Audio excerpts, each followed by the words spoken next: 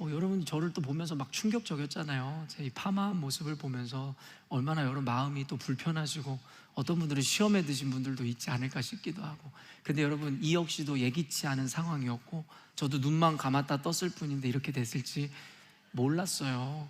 제가 원했던 건 지난주에 얘기했듯이 이진욱과 같은 그런 헤어스타일이었는데, 그래서 소통의 중요성을 제가 다시 한번 느끼면서 헤어 디자이너와 얘기를 잘 했어야 되는데 그저 맡겨만 놓은 것이 이런 사단이 일어났구나라는 생각이 들기도 하고. 그런데 저는 또 기왕 일어난 것이라면 감사하고 만족하는 신앙의 색깔들 그리고 습관을 갖고 있어서 저는 보면 볼수록 그래도 뭐 괜찮더라고요. 여러분의 온갖 조롱과 핍박이 있었고 심지어는 혈육마저도 그리고 아내마저도 저를 핍박하였으나 그럼에도 불구하고 I'm okay, 저는 괜찮습니다.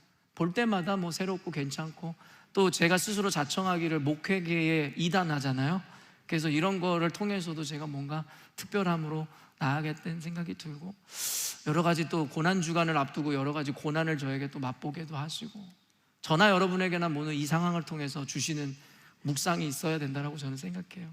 근데 일부 예배 때도 나눴지만 그런 생각도 들더라고요. 요즘에 어느 순간인가 제 설교가 굉장히 좀 시리어스해졌잖아요. 그래서 예배 이 설교 중에 제가 유머를 한다거나 재밌는 이야기를 여러분에게 잘 하지 않잖아요. 그런 것들이 혹시 그 예배의 진중함과 엄중함을 깨트릴까 싶어서 제 딴에는 여러분들의 마음에 새기게 하기 위해서 좀 시리어스하게 설교를 하는 편인데요, 그렇다고 해서 시리어스하게 설교한다고 해서 우리가 인상 쓰고 디프레스 된 가운데 설교를 들을 이유는 없어요. 그래서 여러분이 웃으면서 즐거운 가운데 이 설교의 엄중함을 들으셨으면 좋겠는데, 제가 요즘에 재밌게 여러분에게 어떤 이야기를 해드리는 게 아니기 때문에 여러분 제 얼굴을 볼 때마다 웃으셨으면 좋겠어요. 그래서 어떤 부부가 저한테 그런 얘기를 하더라고요. 예배를 드려야 되는데 목사님 얼굴을 보면 웃음이 나고. 제 설교가 그렇게 즐거운 설교가 아니었었거든요. 그래서 여러분들이 설교를 듣다가 또 제 화법이 좀 시리어스해지거든 다시 한번 제 머리를 보면서 즐거워하시고 미소 지으셔도 괜찮습니다. 여러분 괜히 제 앞에서 아무것도 아닌 것처럼 행동하지 마세요. 그게 더 어색해요. 그냥 보시면 웃고 목사님 머리 자르셨네 하면 되는데 무슨 말을 해야 될지 몰라서 제 앞에 아무 일도 없었던지 지나가는 분들이 계신데 그게 더 어색합니다. 그리고 여러분들 옆 사람이랑 얘기하는 것 같지만 저에 대해서 비웃는지 저 다 알고 있어요. 괜찮아요. 마음껏 그러십시오. 여러분의 특권이고, 이 한 몸 희생해서 여러분에게 그런 즐거움이 되었다면 충분합니다. 그리고 또 깨달은 거 마지막으로 한 가지, 이 또한도 지나가리라. 다 지나갑니다. 여러분 인생에 고되고 힘든 일, 수치스러운 일, 어려운 일이 있어도 못 지나갈 것 같지만 다 지나가요. 제 머리에 이 파마는 곧 풀리게 되어 있습니다. 다 지나갑니다. 여러분 그런 작은 어떠한 은혜도 삶의 묵상도 이루시는 여러분 되셨으면 좋겠어요. 오늘 설교 제목은 진심 아닌 진심이에요. 근데 제 설교의 제목을 짓는 패턴이나 제가 뽑는 본문들을 살펴보면요, 저는 보통 모순적이거나 역설적인 제목을 삼고 본문을 설교하는 것을 좀 좋아하는 것 같아요. 그런 이유 중에 한 가지가 무엇이냐면, 성경에는요 우리가 너무나 상식적이고 당연하게 받아들여서 그 안에 숨겨진 진의나 어떤 의도와 목적을 보지 못하고 지나가는 본문과 의미들이 너무 많아요. 왜냐하면 여러분도 아시겠지만 하나님은 성경 가운데 많은 은유와 비유를 통해서 그 가운데 많은 의도들을 숨겨놓으시고 더 우리들에게 부각시키고자 하는 의도로 성경을 기록하셨어요. 그러다 보니까 우리에게 더 깊이 인상적으로 남는 것도 사실이지만, 다른 한편으로는 너무나 쉽게 넘어가거나 생각 없이 읽으면 그 뒤에 숨겨져 있는 진짜 의도와 목적을 보지 못하는 경우가 있더라는 거예요. 그래서 오늘날의 목회자들이나 성도들을 보니까 저는 그 안에 숨겨져 있는 의도와 목적이 너무나 다분히 보이는데, 그것에 대해서 천편일률적으로 설교한다든가 성도들이 너무나 상식 안에서만 이해하는 것을 보면서 좀 안타깝다는 생각이 들었어요. 상식적으로 이해한 그 내용이 틀려서가 아니라 그 이면에는 더 깊은 가치와 의미들이 숨겨 있기 때문입니다. 그래서 저는 그런 것들을 여러분들에게 해석해드리고 가르쳐드리기 위해서 이 모순적이고 역설적인 것 같은 제목이라든가 그리고 그와 같은 본문의 해석들을 여러분들에게 제공하고 있는 것이겠죠. 그런 의미에서 오늘의 설교도 여러분이 많이 생각해 보시고 많이 고민해 보셔야 여러분들에게 은혜가 배가 되는 설교일 것입니다. 33절 말씀 한번 읽어보도록 하겠습니다. 작은 자들아, 내가 아직 잠시 너희와 함께 있겠노라. 너희가 나를 찾을 것이나 일찍이 내가 유대인들에게 너희는 내가 가는 곳에 올 수 없다고 말한 것과 같이 지금 너희에게도 이르노라. 여러분, 지금 본문을 읽으시면 알겠지만 예수님께서는 이 당시에 지금 이곳에 영원한 나라를 세우기 위해서 이곳에 오심이 아니다라고 누누이 밝혀오셨었습니다. 여러분도 아시겠지만 예수님께서 공생애를 했었던 기간은 고작 3년이에요. 무슨 말이냐면 그가 실제적인 사역을 했던 시간이 고작 3년이 채 되지 않는다는 이야기예요. 물론 그 이전에도 평범한 목수의 아들로서 30년의 인생을 사셨죠. 예수님께서 그러니까 이 땅에 오신 것은 고작 3년이라는 기간이었다라는 거예요. 그리고 예수님께서는 애초에 이 세상 가운데 여러분 하나님의 왕국을 세우려는 목적과 그러한 의도가 없었다라는 것을 우리가 너무나 잘 알고 있죠.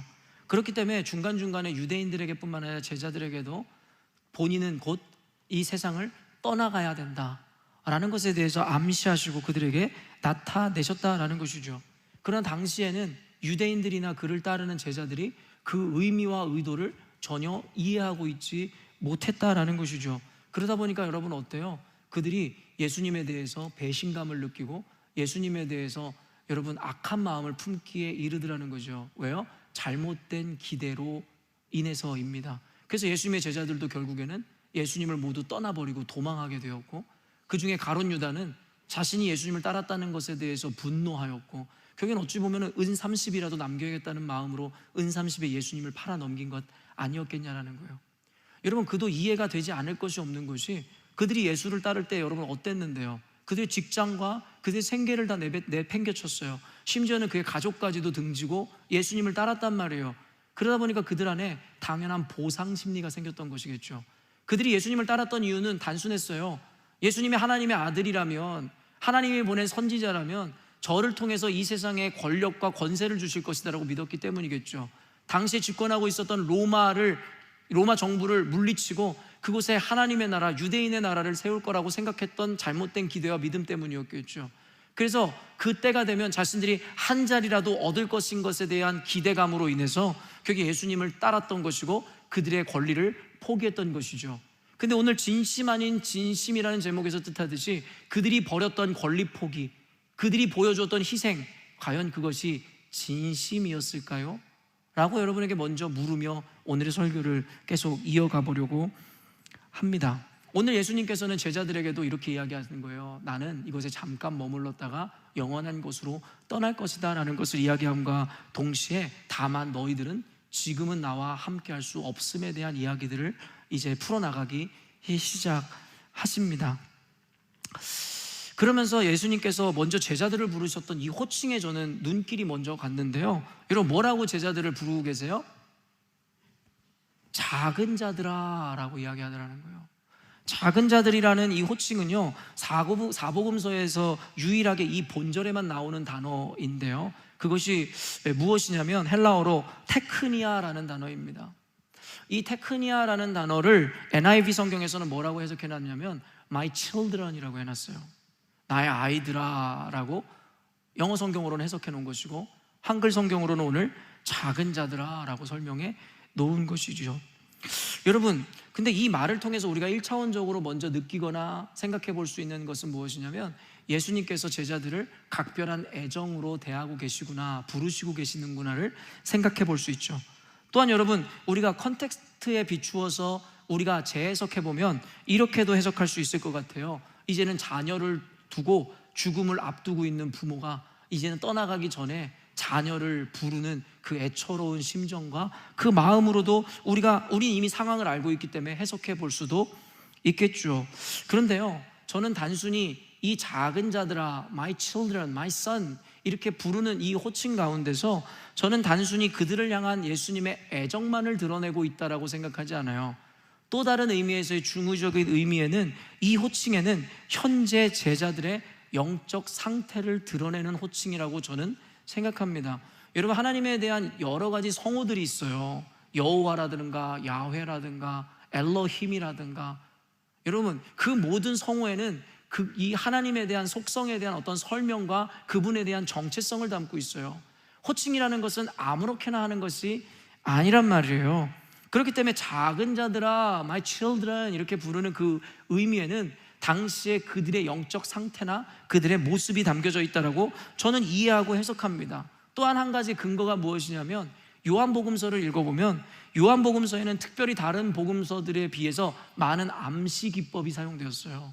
그래서 어떤 단어라든가 정황을 통해서 무언가 드러내고자 하는 의도를 담아놓는 그와 같은 은유나 암시를 많이 사용했다라는 것이죠. 여러분 기억하는 게 무엇이 있어요? 예수님의 거듭남에 대한 대화가 요한복음에 등장해요. 그때의 주인공이 누구예요? 니고데모입니다. 니고데모는 바리새인이었음에 대해서 성경에서 이야기하고 있죠. 근데 성경에서 특별히 기록하고 있는 것이 무엇이냐면 그 바리새인이 예수님께 지혜를 묻고자 그를 찾아갔었던 시각이 한밤중이었다라고 이야기하고 있죠. 정황적으로 역사적으로 살펴보면 이와 같은 해석이 가능하죠. 바리새인이었던 그가 예수님을 찾아간다는 것은 굉장히 수치스러운 것이고 어떻게 보면 사람들에게 망신거리가 될 수 있고 그들에게 따돌림거리가 될 수도 있기 때문에 남몰래 예수님을 방문했어야 됐기 때문에 밤에 찾아갔다. 정황적인 해석으로 이렇게 해석할 수도 있을 것이고 이것도 맞는 말입니다. 그러나 하나님께서는 단순히 이와 같은 정황을 설명하기 위해서 그가 밤에 찾아왔다라는 것만을 이야기하는 것이 아니라 영적인 의미와 의도를 담고 있죠. 그것을 여러 학자들은 니고데모의 현재 영적 상태라고 이야기하는 거예요. 특별히 요한복음에서는 빛은 예수님으로 비유하고 이야기합니다. 빛으로 오신 예수님에 대해서 말입니다. 그리고 그 빛 가운데 어둠이 감춰질 수 없을 것이다라고 얘기하죠. 그리고 요한복음에서 여러분 어둠은 밤은 무엇을 의미합니까? 연약함과 어리석음과 죄와 악에 대한 은유로 사용됩니다. 한밤중에 니고데모가 빛이신 예수님을 찾아왔다. 어둠 가운데 있었던 니고데모가 빛이신 예수님을 만났고 그로 말미암아 그 거듭남에 대한 이야기가 설명되어지는 이 논리를 보면 그 안에 담겨져 있는 영적인 의미를 우리는 너무나도 쉽게 해석할 수가 있는 것이죠. 그렇기 때문에 성경에는 이와 같은 암시라든가 비유나 어떠한 은유를 통해서 하나님의 숨은 의도를 우리에게 내비치기도 한다는 것이죠. 그런 의미에서 지금 작은 자들아 라고 예수님의 제자들을 부르시는 이유는 지금 그들의 영적 상태가 아이와 같이 부모의 심정을 모두 아는 상태가 아님을 우리들에게 분명히 내비치는 것이다라고 저는 생각합니다. 그러면서 연이어지는 예수님의 당부를 살펴보시면 더욱더 분명한데요. 34절 한번 읽어보도록 하겠습니다. 새 계명을 너희에게 주노니 서로 사랑하라. 내가 너희를 사랑한 것 같이 너희도 서로 사랑하라. 남겨진 제자들에게 이와 같은 명령을 하시는 거예요. 본인은 이제 곧 떠나갈 것이라는 것에 대해서 암시하시고 가르치신 이후에 내가 너희들에게 새 계명을 주겠노라고 말씀하시면서 서로 사랑하라고 가르치시더라는 것이죠. 어떻게 보면 이제 곧 떠나가실 그 주님께서 마지막 유언과도 같이 그가 사랑했던 제자들에게 남기는 핵심적인 말씀이고 그 의미 있을 거라고 우리는 생각해 볼 수 있는 것이죠. 그런데 생각해 보니까 새 계명이라고 하기에는 서로 사랑하라는 말은 너무나 식상하게 들릴 수도 있을 것 같아요. 왜냐하면 우리가 기억해 보면 한 율법사가 예수님을 찾아와서 그와 같은 이야기를 하셨더랬습니다. 예수님을 찾아와서 뭐라고 율법사가 이야기했어요? 예수님, 가장 첫째 되고 큰 계명이 무엇입니까? 라고 물었던 그 장면을 기억하시죠? 그때 예수님께서 그에게 뭐라고 이야기하냐면 첫째는 너의 모든 것 다하여 주 너의 하나님을 사랑하라고 이야기하시죠. 그리고 여러분 두 번째는 뭐라 그래요? 둘째도 이와 같으니 이웃을 내 몸과 같이 사랑하라. 근데 이 말씀은요, 레위기 19장 18절 이웃을 사랑하라는 그 말씀을 인용해서 예수님이 말씀하신 거예요. 그렇다면 이것은 새 언약적 개념이 아니라 옛 언약이잖아요. 그것에 대해서 그대로 드러낸 것 그 이상 이하도 아니겠죠. 그런데 예수님께서 새 계명을 너희에게 주노니 라고 이야기하면서 서로 사랑하라고 이야기하더라는 거예요.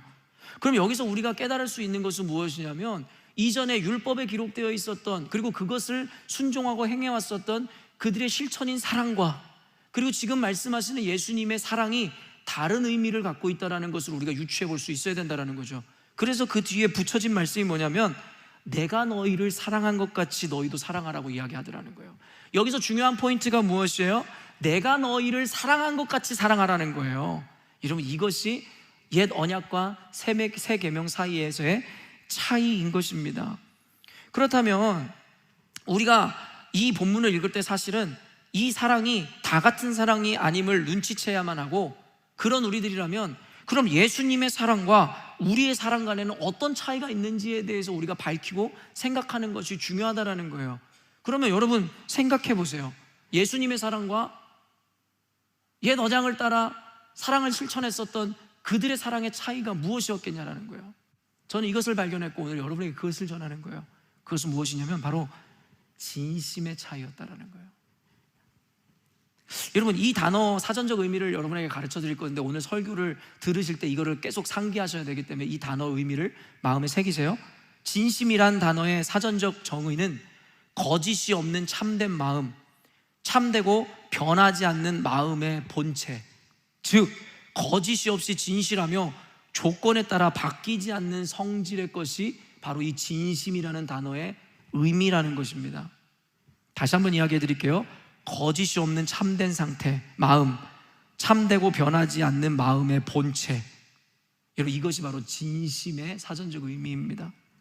예수님의 사랑과 그전의 사랑의 차이는 바로 이 진심의 차이가 있었노라고 여러분들에게 이야기하고 있는 것입니다.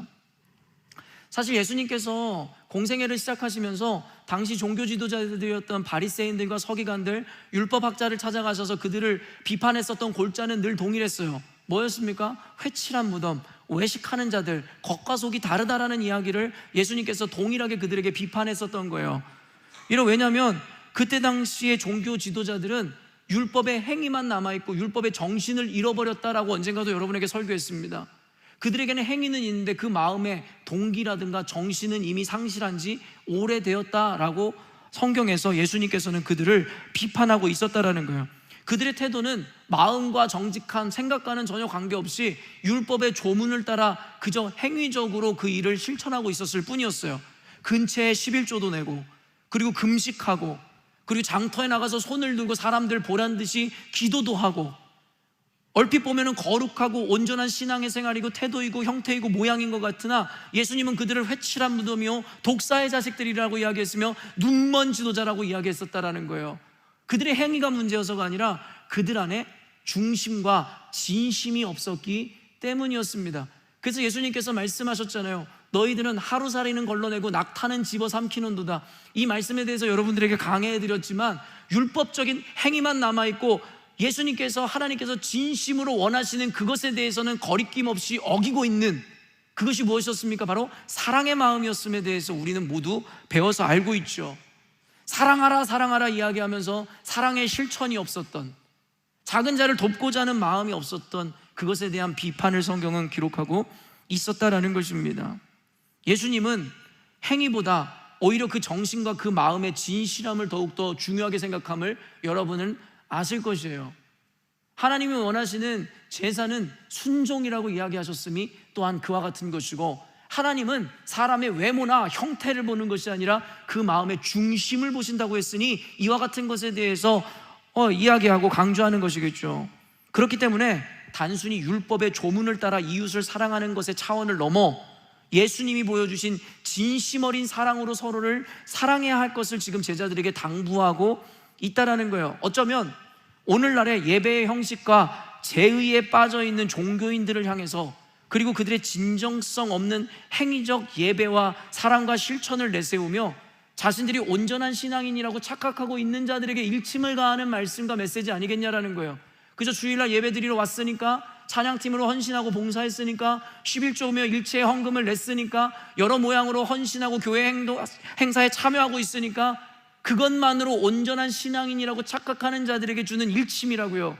나는 윤리적이고 도덕적이고 법을 하나도 어기지 않고 준수하며 살았으니까 나는 죄가 없는 온전하고 의로운 자다라고 착각하는 자들에게 하는 하나님의 말씀이다라는 것입니다.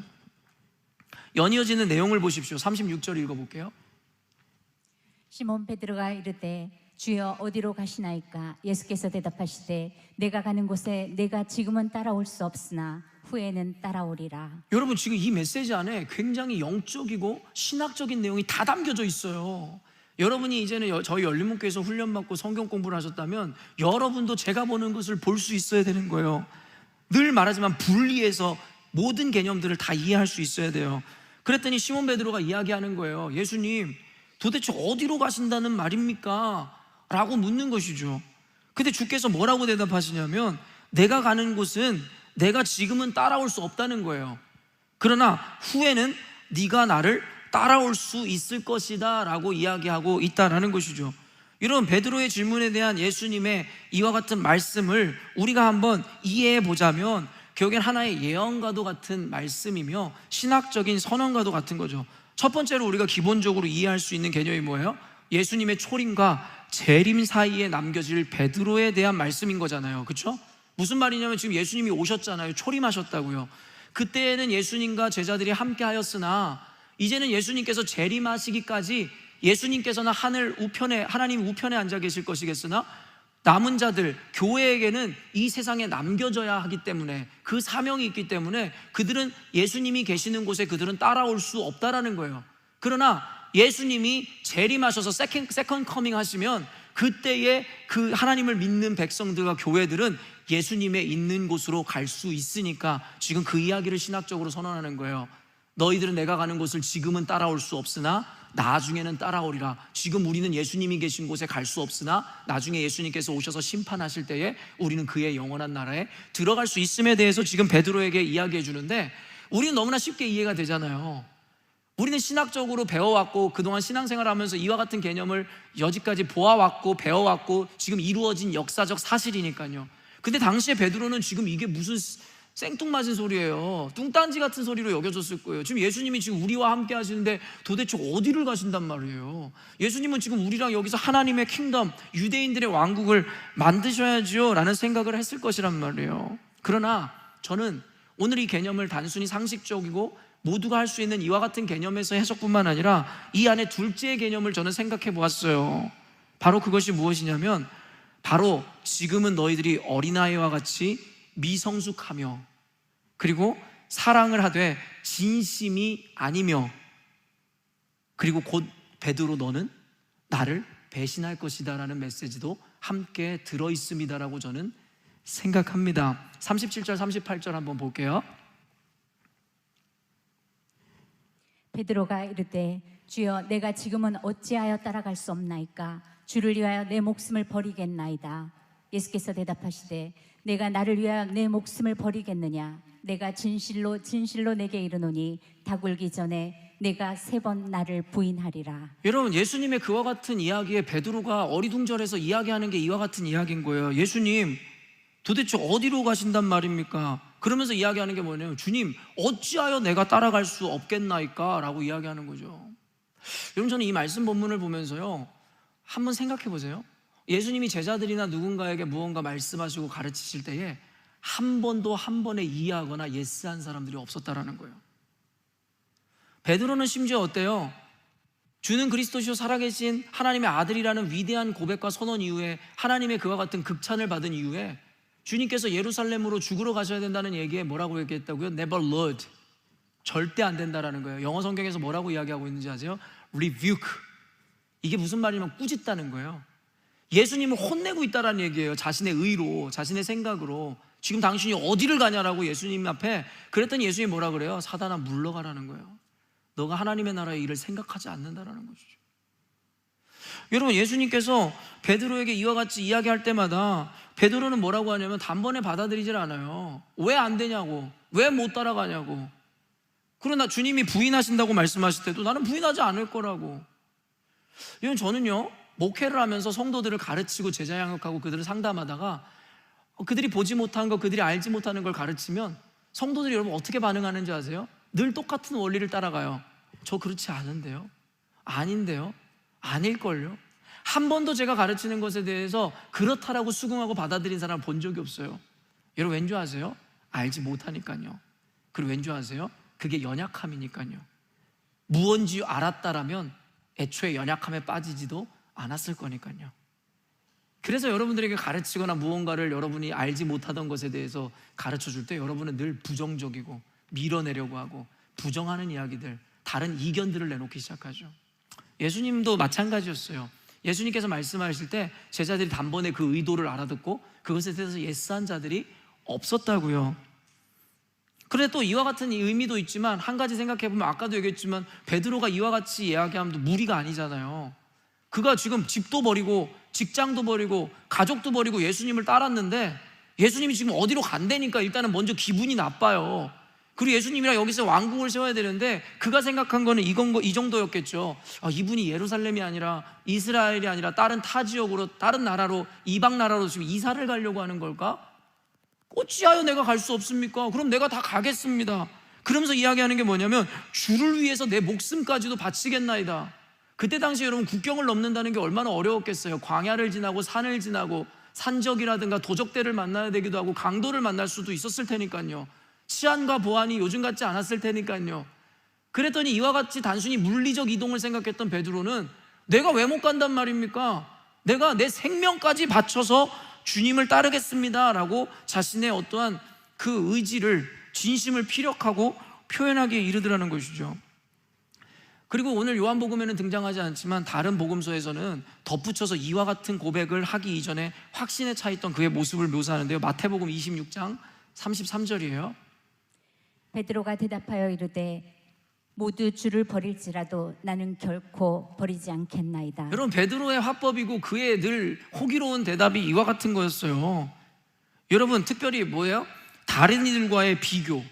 여러분, 수사학적으로 다른 일들과의 비교는 뭐냐면 비교를 통해서 자신의 확신을 더욱더 드러내고자 할 때 사용하는 수사법이 바로 이런 비교 방식이란 거예요. 그러니까 다른 제자들은, 다른 사람은 다 버릴지라도 나는 결코 버리지 않겠다라는 자기 확신을 보여주는 수사법이라는 거예요. 그만큼 베드로는 자기 확신에 차 있었어요.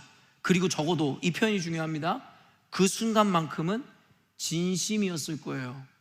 이 표현이 중요합니다. 그 순간만큼은 진심이었을 거라는 거예요. 거짓은 아니었을 거라는 거예요. 그런데요, 그런 이야기에 예수님께서 비웃기라도 하시듯이 이렇게 말씀하시는 거예요. 내가 나를 위해 목숨을 버리겠다고?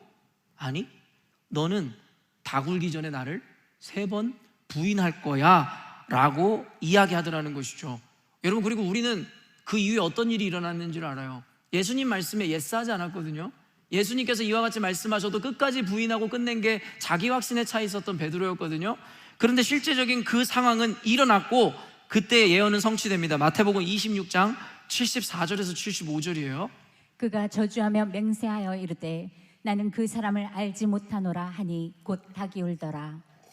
이에 베드로가 예수의 말씀에 닭 울기 전에 내가 3번 나를 부인하리라 하심이 생각나서 밖에 나가서 심히 통곡하니라. 여러분, 결국에 베드로는 예수님의 예언대로 주를 부인하고 배신했습니다.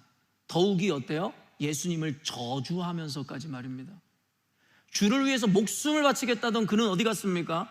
다른 이는 다 주를 버릴지언정 자기는 주를 버리지 않겠습니다라고 했던 베드로는 어디 갔습니까?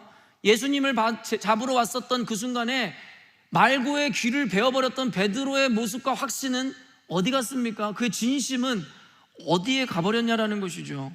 우리는 지금까지 이와 같은 이야기의 전개를 통해서 인간의 주관적이고 편협한 자기 확신을 보게 되는 거예요. 다시 한번 표현해 드릴까요? 인간의 주관적이고 편협한 자기 확신을 보게 된다라는 것입니다. 사실은 베드로는요, 그와 같이 고백할 때에 자신의 생명을 걸 만큼의 위기 따위는 오지 않을 것이라고 생각했을 거예요. 말은 생명을 바친다고 이야기했지만 설마 생명 바칠 일이 있겠어? 왜요? 지금 자신의 상황과 환경을 보니 그런 일이 일어날 것 같지가 않아요. 왜냐하면 예수님께서 죽은 자도 일으키시고 기적을 행하시고 모든 사람이 그를 추종하고 그를 따라다녔기 때문에 로마 군병들도 유대 지도자들도 함부로 예수님에게 손을 못 대던 상황이었어요. 밀란이 일어날까 봐요. 예수님은 모든 유대인들에게 지지를 받고 있었어요. 대단한 지지였어요. 기적을 행했어요. 어느 곳에 갈 때마다 놀라운 일들과 신비가 일어났어요. 그러다 보니 베드로는 충분한 투자 가치가 있다라고 생각하지 않았겠어요? 그리고 이런 그분을 따라가는데 내 삶에 위기가 있다고 죽은 자도 살리는데 누가 과연 내 생명에 위협을 할 수 있단 말인가? 그런 생각을 하지 않았을까요? 적어도 지금까지 자신의 주인은 평안해요. 만족스러워요. 예수님의 영광을 같이 나눠 가질 수 있다는 기대감이 잔뜩 부풀어서 도파민이 마구 뿜어져 나오는 순간이었을 거라는 거죠. 그러나 우리가 알듯이 그의 그와 같은 호기로운 고백은 진심이 아니었던 거죠. 진심이 아니었던 거예요. 그 순간만큼은 진심이라고 여겨졌을 것이겠으나 우리가 모든 것을 본 우리는 그것이 그의 진심과 진실이 아니었음을 보는 거예요. 또 한 가지 유명한 내러티브 살펴볼게요. 마태복음 20장 20절에서 23절입니다. 그때에 세베대의 아들의 어머니가 그 아들들을 데리고 예수께 와서 절하며 무엇을 구하니 예수께서 이르시되 무엇을 원하느냐 이르되 나의 이 두 아들을 주의 나라에서는 하나는 주의 우편에 하나는 주의 좌편에 앉게 명하소서. 예수께서 대답하여 이르시되 너희는 너희가 구하는 것을 알지 못하는도다. 내가 마시려는 잔을 너희가 마실 수 있느냐? 그들이 말하되 할 수 있나이다. 이르시되 너희가 과연 내 잔을 마시려니와 내 좌우편에 앉는 것은 내가 주는 것이 아니라 내 아버지께서 누구를 위하여 예비하셨든지 그들이 얻을 것이니라. 여러분, 이 이야기는 우리가 너무나 잘 알고 있죠. 복음서들의 각각의 모양으로 등장하고 있는데 마태복음에 보니 야고보와 요한의 어머니가 와서 예수님께 요청하고 있노라고 묘사되어 있고, 그리고 마가복음에 보면 야고보와 요한이 나와서 예수님께 요청하고 있노라고 이야기해요. 이것에 대한 관점과 어떠한 우리가 해석해야 되는 것에 대해서 나중에 따로 나누는 시간이 있을 것인데요, 어찌되었든지 간에 이 장면에서 중요한 것은 그 어머니가 예수님께 요청했냐, 야고보와 요한이 요청했냐가 중요한 게 아니에요. 중요한 건 뭔지 아십니까? 그들이 요청한 것은 바로 그들이 바라고 원하던 그 탐욕을 이루기 위함이었다라는 거예요. 누가 요청했냐가 중요한 것이 아니라 지금 그들은 예수님께 자신의 욕망과 탐욕을 이루고자 하는 것을 요청하고 있다라는 거예요. 그때 예수님께서 그들에게 이야기하셨어요. 너희들은 지금 너희들이 구하는 것이 무엇인지 알지 못한다. 그러면서 뭐라고 이야기하시는 거예요? 너가 과연 내가 마시는 이 잔을 너희들도 받아들일 수 있느냐? 그렇게 질문했더니 여러분 그 야고보와 요한이 뭐라고 이야기했어요? 네, 그럴 수 있습니다. 예수님은 지금 그들이 도대체 너희들이 뭘 요구하고 있고 내가 가는 길이 뭔지도 너희들은 알지 못한다고 했을 때에 너희들이 그 길을 따라갈 수 있냐라고 물었더니 제자들이 야고보와 요한이 예, 우리 그 길 따라갈 수 있습니다 라고 얘기했죠. 왜요? 그들은 꽃길인 줄 알았으니까요. 영광의 길일 줄로 알았으니까요. 못 갈 일이 뭐가 있겠어요. 지금 베드로가 어디든 따라가고 생명까지 드리겠다라는 것처럼 말입니다. 그 이후에 제자들의 모습은 어땠을까요? 이 내러티브 위에 제자들 모두가 분이 여기거늘 이라는 표현이 나오죠. 왜 화가 났을까요? 예수님에게 뜻도 모르면서 감히 저런 거를 요청했다라는 이유 때문에? 아니요, 자기들이 먼저 이야기했어야 되는데 선두를 놓쳤다는 생각이었겠죠. 왜냐면 그들이 하나는 좌편에 우편에는 뭐냐면 우리 옛날 조선시대로 이야기하면 좌의정 우의정 시켜달라는 거잖아요. 왕 다음의 권력을 자신들에게 달라는 거니까 제자들은 12명인데 좌의정 우의정 야고보와 요한한테 주면 우리는 도대체 그 핫발이 뭐를 얻을 수 있단 말인가라는 생각이 들어서 화났던 거죠. 그러나 결국 예수님의 이중 예언은 성취되죠. 다시 한번 36절 한번 보도록 하겠습니다. 마가복음 14장 50절 한번 읽어볼게요. 제자들이 다 예수를 버리고 도망하니라. 여러분, 이것도 그들의 진심이 아니었다라는 것에 대해서 밝혀지는데 오랜 시간이 걸리지 않았잖아요. 예수님이 가신 그 잔을, 걸으신 잔을, 귀를 드신 잔을 자기도 받고 걸을 수 있다라고 했는데 결국 예수님께서 십자가에 달리시기 위해서 군병들에게 잡혀가던 그때에 제자들 모두가 예수님을 버리고 도망했다라는 거예요. 이런 분명히 야고보와 요한은 예수님이 마시려는 잔, 십자가를 지는 그 희생의 잔을 마실 수 있다고 했잖아요. 그러나 그들은 결국 이 위기의 때에 예수님을 버리고 도망했다라는 거예요. 무엇을 의미합니까? 베드로가 말한 예수님을 떠나지 않겠다는 말도, 야고보와 요한이 예수님이 마시는 잔을 마실 수 있다는 말도 진심이 아니었다는 거죠. 적어도 그때까지는 말입니다. 그러나 결국에 예수님의 이중 예언이 성취되는데 한번 36절 읽어볼게요. 시몬 베드로가 이르되 주여 어디로 가시나이까? 예수께서 대답하시되 내가 가는 곳에 내가 지금은 따라올 수 없으나 후에는 따라오리라. 여러분, 뭐예요? 너희들은 아직 그 진심이 뭔지 모르지만, 근데 여기서 끝나거나 그들을 비판하거나 정죄함으로 끝내는 게 아니라 너희들이 반드시 그 진심을 아는 날이 올 것이다라고 이야기하죠. 다시 한번 이 이중적인 것을 이야기하면 지금은 따라올 수 없는 것이 사실이지만 그들의 고백이 아직까지는 진심이 아니지만 나중에는 반드시 따라올 것이며 나중에는 그들의 고백이 진심이 될 것이다라는 것을 예수님께서 예언하고 계시더라는 거예요. 이제 아시겠어요? 작은 자들아, my children이라고 이야기함으로 너희들이 부모의 마음을 나의 마음을 알지 못하고 있노라고 이야기하시는 그 하나님의 음성, 그 마음.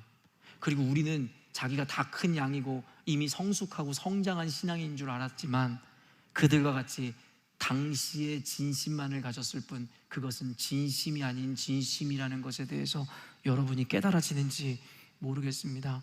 후에는 따라오리라는 말씀으로 예수님의 재림 때 이루어질 일들에 대한 예언적 메시지인과 동시에 베드로는 곧 회복하여 진심의 사랑을 배우고 깨달아 성숙한 때가 이를 것임에 대한 동시적인 예언이라는 거예요. 그리고 그 예언은 이루어지죠. 요한복음 21장 17절에서 18절 말씀입니다. 세 번째 이르시되 요한의 아들 시몬아 내가 나를 사랑하느냐 하시니 주께서 세 번째 내가 나를 사랑하느냐 하심으로 베드로가 근심하여 이르되 주님 모든 것을 아시오매 내가 주님을 사랑하는 줄을 주님께서 아시나이다. 예수께서 이르시되 내 양을 먹이라. 내가 진실로 진실로 내게 이르노니 내가 젊어서는 스스로 띠띠고 원하는 곳으로 다녔거니와 늙어서는 내 팔을 벌리리니 남이 내게 띠띠우고 원하지 아니하는 곳으로 데려가리라. 말씀하신 대로 예수님께서는 갈릴리 바다 앞에서 베드로를 찾아가셨어요. 그 제자들을 찾아가셨죠. 자기를 다 버리고 도망했던 제자들, 심지어 자신을 저주하며 부인했던 베드로를 찾아가셨어요. 그리고 극적으로 예수님과의 만남을 통해 베드로는 그 안에 있었던 죄책을 덜 수 있었고 그 만남을 통해 그 안에 있었던 관계를, 잃어버렸던 관계를 회복하게 되었어요. 그리고 더 나아가 주님께서 주시는 사명을 받들게 되죠. 그러면서 이제는 다시 그의 진심의 사랑을 주님께서 확인하게 되셨고 이제는 모르는 게 아니라 알고도 그가 예수님을 사랑한다라는 진심의 사랑의 고백을 할 수 있는 순간이 왔게 됐다라는 거예요. 그는 이제 다 보았어요. 예수님을 따르는 것은 고난의 길이고 예수님의 마지막은 십자가에서 죽으심이었다라는 걸. 그리고 이제는 그가 자신도 알고 있어요. 예수님을 따른다는 것은 장밋빛 인생이 펼쳐지는 것이 아니라 고난과 희생과 저가 걸었었던 그 길을 걸어가야 된다는 걸.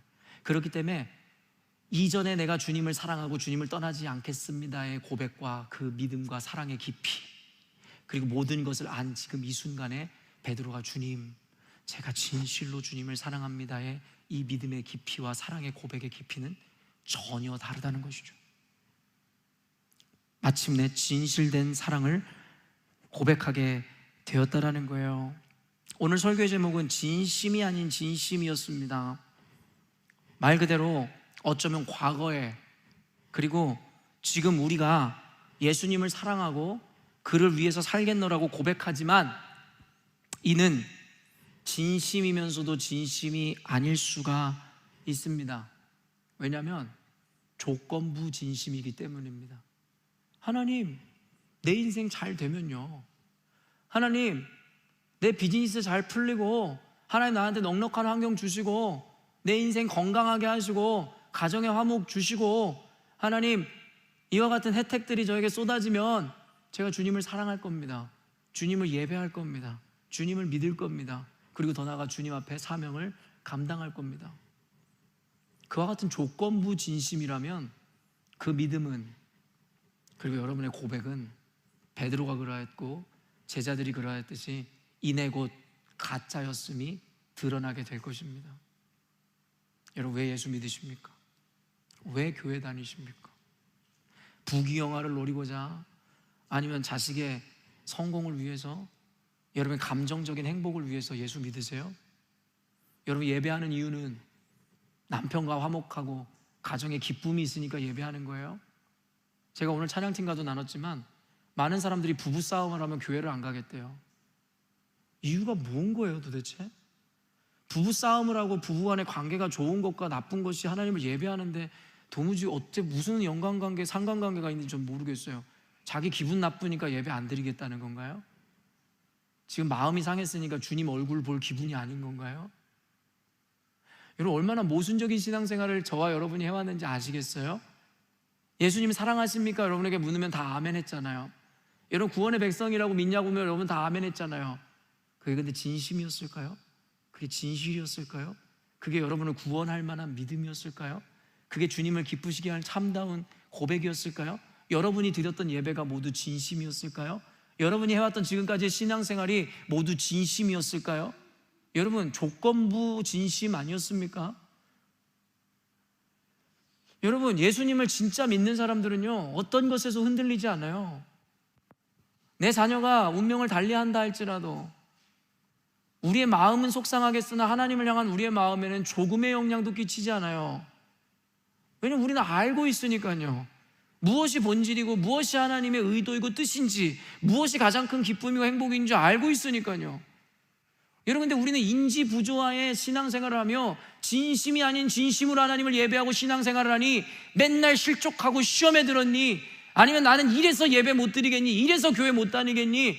이러면 더 이상 하나님 섬길 수 없느니 이딴 소리가 나오는 거죠.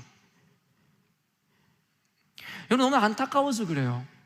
왜냐하면 그런 이들의 진심은, 그런 이들의 예배는, 그런 이들의 헌신은 이내 곧 얼마 가지 않아서 곧 다 무너질 거거든요. 다 교회를 떠날 거거든요. 전 그런 이들을 너무 많이 보아왔고 그게 목회자의 비애거든요. 하나님을 사랑하고 누구보다 사랑한다고 이야기했고, 목사를 누구보다 존경한다 이야기했고, 교회를 누구보다도 사랑한다고 이야기했던 사람들이 교회는 다 떠나갔거든요. 이유가 뭔지 아세요? 조건부 진심이었기 때문이에요. 아직 자신들의 임계점에 달하는 고난과 고통을 만나보지 않았기 때문에 예수님을 믿었던 것 뿐이에요. 믿을만 하니까 믿었던 것 뿐이라고요. 사랑할 만하니까 사랑한 것 뿐이라고요. 우리가 사람을 만날 때에도요, 적어도 봄, 여름, 가을, 겨울 4계절은 다 만나보라는 말을 해요. 그쵸? 그래야지 알잖아요. 뭘 의미하는 거예요? 누가 따스한 봄날에 아름다운 사랑을 연인에게 고백하지 못할 사람이 어디 있어요? 벚꽃이 떨어지는 그 로맨틱한 장면 가운데 그 사랑을 고백하고 그 연인이 듣기 좋은 이야기를 하는 그와 같은 것을 못할 사람이 어디 있어요? 그런데 땀이 나고 짜증나고, 그리고 여러분 피부가 갈라지고 살이 애는 것 같은 추위와 그 겨울이 찾아왔을 때 그때에도 동일하게 그 사랑을 연인에게 고백할 수 있겠냐라는 거예요. 여러분, 저는 신앙생활도 마찬가지라고 생각해요. 신앙의 4계절을 모두 돌아야 내 사랑이, 하나님을 향한 마음이 진짜인 줄 알아요. 지금까지 여러분의 인생이 잘 되고 예수 믿고 교회 다닌 이후로 잘 풀려서 예수님을 믿는다면 여러분은 아직 봄날밖에 지나지 못한 거죠. 예수를 몇십 년을 믿고 모태신앙인이라고 이야기하고 목사의 자식이고 선교사의 자식이면 뭐합니까? 봄, 여름, 가을, 겨울 4계절을 아직 지나보지 못했는데 그 진가는, 그 진심은 아직도 드러나지 않았는데, 전 우리 열린문교회가 아직 이 4계절은커녕 여러분 아직 이 계절의 변화도 다양하게 경험해보지 못했더라고 생각해요. 열린문교회가 진심의 공동체가 되고 진실된 사랑을 이루는 공동체가 되기 위해서는 영적 4계절을 다 지내야 됩니다. 내 인생에 잘 되고 평탄하고 모든 것이 좋아서 하나님 찬양합니다. 하나님 감사합니다. 이 순간뿐만이 아니라 모진 고난과 겨울철이 다가와서 고통당하고 사면초가 돼서 빠져나갈 수가 없는 것 같고, 사람들은 나를 떠나가고 세상은 나를 조롱하고 가진 것 하나 없고 희망이 아무것도 없는 순간에도 하나님을 동일하게 예배하고 동일하게 예배할 수 있는 그런 진심을 주님께서 새 계명으로 우리에게 주시는 거예요. 새 계명을 너희에게 주노니 서로 사랑하라. 내가 너희를 사랑한 것처럼 너희도 서로 사랑하라. 예수님이 어떻게 저와 여러분을 사랑하셨는데요? 조건이 있었습니까? 예수님이 하늘 보자 모든 권세를 내어버리고 죄인인 우리를 구원하기 위해 이 땅에 오셨을 때에 너희가 이렇게 생겨서 너희를 구원할게, 너희가 이 정도 가졌으니까 너희들을 사랑해 줄게, 너희들이 이런 사람들이니까 내가 너희들을 위해서 십자가에 달려 죽으실게라고 조건부 사랑으로 우리를 사랑하셨나요? 그의 진심이 조건이 동반된 진심이었나요? 아니었잖아요. 예수님을 십자가에 못 박아 죽일 줄 알면서도 주님은 우리를 사랑하시고 우리를 위해서 십자가에 달려 죽으신 거 아니에요? 그의 사랑이야말로 진심이었죠. 조건이 없었으니까요. 어떻게 될 줄 알았으니까요. 제자들이 배신할 줄 알았으니까요. 베드로가 부인할 줄 알았으니까요. 그런데도 그들을 사랑하신 그 사랑이 진심인 거죠. 여러분, 진심으로 예수님 사랑하십니까? 그리고 진심으로 예수님을 사랑할 예정이십니까? 오늘날 경제적으로나 시대적으로 너무 어려워요. 교회가 이렇게 유지되고 있는 것만으로도 기적이에요. 통계적으로 한국에 250만에서 300만 명의 성도들이 교회를 떠났다고 합니다. 250만에서 300만이요. 물리적 교회를 떠났대요. 여러분, 신앙생활하기 너무 힘드시죠? 이와 같이 비참한 상황 가운데, 경제적으로 내가 먹고 살기도 힘든 가운데 주님 사랑합니다. 여러분, 이것은 바보 미련한 짓 아니에요? 이 시간에 교회 나와서 왜 예배를 드리고 있으세요? 가서 여러분 일 한 번 더 하면 조금이라도 돈 더 모을 수 있을 텐데요. 왜 헌금하세요? 미련하잖아요. 그 시간에 공부하고 돈을 벌고 헌금할 돈 아끼면 조금은 여러분의 가게가 더 나아지지 않을까요? 그런데 왜 그 바보짓을 왜 하고 있는 거예요? 믿음이 있기 때문이고 사랑이 있기 때문이고 진심이 있기 때문 아닙니까? 결론을 맺어가려고 해요. 그렇다고 해서 시기 어린 젊은 날에 우리의 진심이 모두 거짓이라고 이야기하는 것만은 아니에요. 아까도 얘기했지만 그 순간만큼은 진심이었을 테니까요. 오히려 그런 과정 중에 시행착오는 의미가 있어요. 다만 우리가 인식해야 되는 것은 그 착오 자체가 옳고 선한 것이라고 생각해서는 안 돼요. 그건 잘못된 거예요. 그러나 그 착오를 통해서 우리가 배우고 깨달을 수 있다는 거예요. 우리의 그 시행착오가 어떤 의미가 있냐면요, 오늘날에 우리와 같았던 혹은 우리의 모습과 같은 진심이 아닌 진심으로 신앙생활하는 자들을 이해해 줄 수가 있는 거예요. 제 자랑 같지만 진짜 미안한데요, 저는 솔직히 시험에 들고 고난에 무너지고 이런 분들 이해 못해요. 사실은 여러분도 제 설교를 들어보시면 아시겠지만 저는 솔직히 이해가 안 돼요. 저는 모든 과정을 건너뛰었거든요. 저는 교회 간 지 한 달 만에 하나님 앞에 제 생명을 드리는 헌신이 그때 이미 이루어졌거든요. 그러니까 저는 솔직히 시행착오가 없었어요. 적어도 그런 의미에서 전 단 한 번도 주님을 의심해 본 적이 없고 원망해 본 적이 없고 부정해 본 적이 없어요. 그러다 보니까 그 과정 중에 넘어지고 어떤 이유로 인해서 자빠지고 이런 상황에 있는 분들을 솔직히 저는 이해할 수 없어요. 그래서 여러분들이 필요한가 봐요. 저는 이해가 되지 않으니까요. 운디드 힐러라는 개념을 얘기했잖아요. 상처를 입어본 자라만이 상처를 이해할 수 있어요. 그래서 저는 우리 성도들이 시행착오를 겪어왔고 시행착오의 삶을 살아가는 그 과정도 존중합니다. 왜냐하면 그것 자체가 의미가 아니라 그런 여러분들이라야 교회에서 그와 같은 시행착오를 겪고 있을 이들을 진심으로 이해해 줄 수 있을 테니까요. 그리고 여러분들이 그에게 모델이 되어 줄 수 있을 테니까요. 나도 당신과 같았는데 이제는 베드로와 같이 진심으로 하나님을 사랑하고 진실되게 하나님을 예배하는 자가 되었다고 라고 말입니다. 마지막으로 요한복음 21장 보면요, 여러분 극적으로 베드로를 만났잖아요. 근데 예수님이 그에게 3번이나 너 나를 사랑하냐고 물어보는 거예요. 그러니까 베드로가 자꾸 똑같은 질문에 똑같은 답을 요구하시는 주님 앞에 근심하였노라고 이야기하잖아요. 그도 그럴 것이 과거의 트라우마가 생각났을 거예요. 자기가 예수님 절대 아니라고 확신했었는데 결국에 배신했던. 그런데요, 베드로가 그때에도 이해하지 못했던 게 있어요. 이 질문은 우리가 볼 때는 똑같은 것 같지만 전혀 다른 의미를 갖고 있어요. 헬라어 원어를 보면 처음에 내 양을 먹이라의 양은 아르니온이에요. 어린 양이에요. 그 다음에 나오는 양은 프로바톤이에요. 성체에 이른 양이에요. 이 얘기는 교회에게 진심의 사랑을 가진 자들에게 뭘 요구하는 줄 아세요? 믿음이 없는 자들도 그리고 믿음이 성숙한 자들도 모두를 케어하고 인도하고 그들과 함께하는 공동체여야 된다는 것을 가르치는 거예요. 그리고 또 한 가지 의미 뭔지 아세요? 아르니온 어린 양을 프로바톤 성체가 되기까지 너가 그들을 사랑하고 그들을 인도하고 가르치라는 거예요. 마지막에 마태복음의 그레이트 커미션에서 뭐라고 이야기하세요? 세상 끝날까지 너희들이 이들을 가르쳐 지키게 하라는 거예요. 교회는 복음을 전했으니까 진리만 가르쳤으니까 끝나는 게 아니라 그들과 함께 동고동락하며 그들의 그 모진 과정을 함께 해주어서 그들과 함께 성체가 되고 프로바톤이 되고 성장하고 진심의 신앙인이 될 수 있도록 그들과 함께 해주는 자여야 되는 거예요. 그런 공동체여야 돼요.